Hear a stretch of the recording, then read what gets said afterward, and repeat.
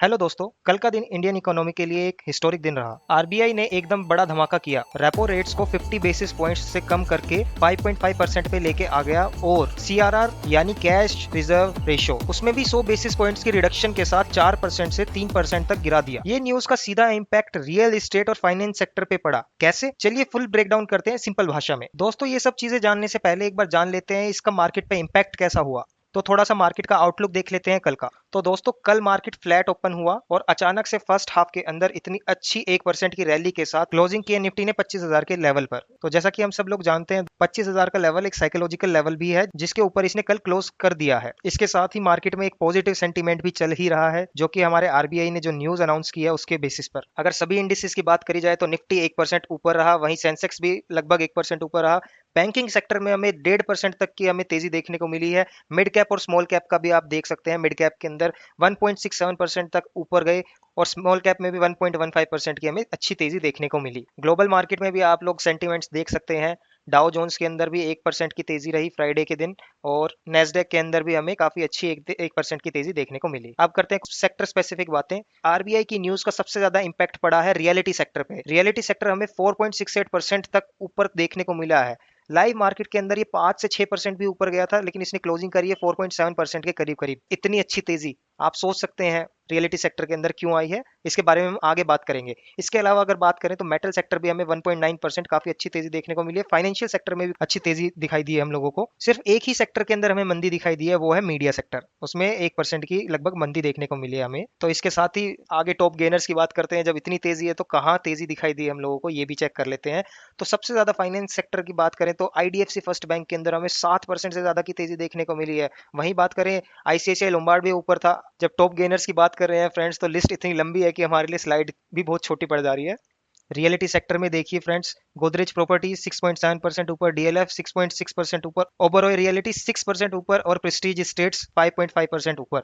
कितनी अच्छी तेजी देखने को मिली है पूरे रियलिटी सेक्टर के अंदर। और फाइनेंस सेक्टर भी कुछ पीछे नहीं, आरबीएल बैंक के अंदर भी हमें 5.2% की तेजी देखने को मिली फ्रेंड्स। आप देख सकते हैं सभी फाइनेंस सेक्टर के अंदर और रियलिटी सेक्टर के अंदर जो भी तेजी दिखाई दी है हम लोगों को, वो नंबर्स आपकी स्क्रीन के ऊपर है। तो ये बात तो हो गई मार्केट आउटलुक की फ्रेंड्स। तो अब बात कर लेते हैं कि ये सब इम्पैक्ट हमें मार्केट पर कैसे और क्यों दिखाई दिया।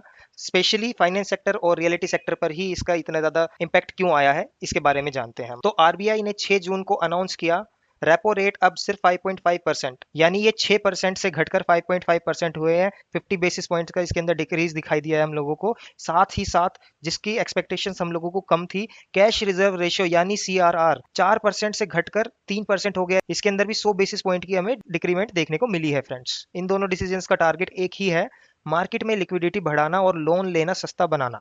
पहले हम जानते हैं रेपो रेट कम होने से क्या होता है। जब आरबीआई रेपो रेट घटाता है तो बैंक्स को पैसा सस्ते इंटरेस्ट पर मिलता है। इसका सीधा असर home loan, car loan, business loan सबके इंटरेस्ट रेट नीचे आते हैं।